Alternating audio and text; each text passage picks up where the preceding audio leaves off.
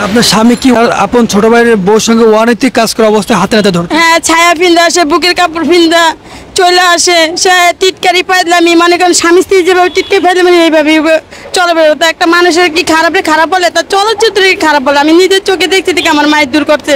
আমাকে বলছে মা চাচির হাত কেটে গেছে, তার চুমা দিছে, রক্ত খেয়েছে। আবার আমি দেখছি তার মানে কি বলবো, সেটা বলার কোনো ভাষা নাই। সে আপনারা জানেন না নিয়েছেন, ভাষায় বুঝতে পারছেন ছোট ভাইয়ের বউর সাথে সম্পর্ক আছে। উনি বলে যে আমার ছোট ভাইয়ের বউর সাথে কোনো সম্পর্ক নেই। একটা মেয়ের কারণে যদি জেলে যেতে পারে, আমি জেলে ঢুকাইছি, আমি এই মার্কেটে দিছি, সে আর একটা মেয়ের কারণে সে এই এত কিছু হয়েছে। সেই মেয়ের কথাই কয়, সে আমার কথা না। এমনকি আমার মেয়ে আমাকে মারতেও আইছে, বলছে তুমি এইভাবে চলো কেন? তুই নিজের চোখে দেখছো? আমি হ্যাঁ দেখছি, দেখি তো তোমার এটা আমি স্মরণ কথা দিই। আমার ভাইয়ের বউ আমি ফালাই দেবো না, সে হচ্ছে ছোট ভাইয়ের বউ আমার তার সামনে মারতে চাম। ওই মেয়ে আমাকে মারতে হয়েছে, সে কিছু বলে নেই। আমি তার ঘরের পরিবার, সে আমার কিছু বলে নেই। তা আমার দোষটা কোথায় বলেন? আমার দোষটা আমার দেখার অপরাধ। আমি চুপচাপ থাকছি, তবু আমি কিছু বলি না। আমার মেয়ের 11 বছর মেয়ে দিয়ে আমার অপমান করছে। ওই মেয়ে দিয়ে আমার অতীতের কথা, মেয়ে জন্ম হয়েছে 11 বছর, আমার অতীতের কথা আমার বাচ্চাদের দিয়ে বলে। আমার এই পৃথিবীতে কেউ নাই, আমার মা বাপ কেউ নেই। এখন আমি রাস্তায় কাম করি, রাস্তায় করি, তারপর আমি মেনে নিতে আমি তুমি যা করবে আমি তাই শুনবো। আমি কাজের বুয়া থাম, তুমি ওই বুয়ারি বাদ করে দাও, আমি কাজের বুয়া থাম। সে বলে না, তোর মতন জঙ্গলিরে আমি নিমু না। আমি এখন আমি জঙ্গলি দিয়ে, সে আগে বিয়ে করছিল না, আর কিছু ছিল না। মানে আগে আমার বিয়ে করে সব কিছু মার্কেটে সবাই জানে মেয়েটা কি অপরাধ। যার কাছে বিচার দিয়ে সেখানেই টাকা খাইয়া চুপচাপ হয়ে যায়।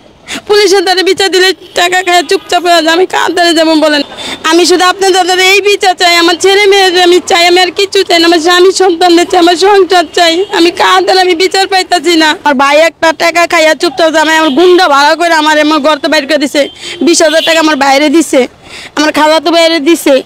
খালাতো বাইরে দিয়া তারপরে যে 20,000 টাকা আমার গুন্ডা ভাড়া করে আমার ওই এলাকাতে খেদাইছে। আমি পুলিশ মামলা করছি, সে কোনো আমার ওই সবটির মধ্যে কিনা রাখছে। আমি কেউ আমি বিচার পাইলাম না। সব জায়গায় গেছি, আমি হারমেন না গেছি।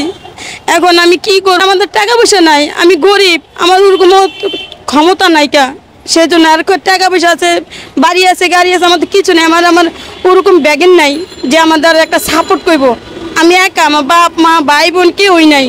আগে একটা বিয়ে ছিল, বিয়ে হয়েছে, সব জানে, সব আমার অতীতের কথা সব জানে। আমার মেয়ে ছোট ছোট 2টা দিকে বিয়ে করছে। অনেক অনুমতি যদি না দিত, তাতে আমি ভোটার আইডি কার্ডে তার ছোট স্কুলে ভরাইছি। সে যদি অনুমতি না দিত, আমি তো তার নাম দিতাম না। তাই যদি আমার বলতো যে তুমি আগের ঘরের বাপের নাম দাও, তা আমি তাই দিতাম। সে বলছে ঠিক আছে, আমি আর বাপ, আমি আর মা, দাও নাম দাও। অনার বাড়ি হয়েছে দেখে সে আর বয় যে নামে লেগে সে আর বাড়িতে না। আমি বলছি যে না, তোমার কিচ্ছু হবে না, যে না আমি বাচ্চা আছি, এনে ইস্টামে সই থাকবে যে তুমি এই বাচ্চা তোমার না, আর এই বাড়ির মালিকও হারা না। এটা এর চেয়ে বেশি আর কোনো প্রমাণ আছে? সে বলে না, এই নাম যেদিন বদলাবি সেদিন তুই আসতে পারবি, এর আগে না। আমি রাস্তায় কাম করি, রাস্তায় আমি ঠুকুর খাই। আমার সাইন্সের মতন যায়, মানে আমার চিনে না। আমি তার পা ধরো বাকি রয়েছে, ভাইয়া তুমি আমার আরেকটা সুযোগ দাও। সে আমার সুযোগ দেয় না। আমি কি অপরাধটা করছি? চাই আমার স্বামী সন্তান, আমার সন্তানের জন্য আমি সুযোগ চাইছি।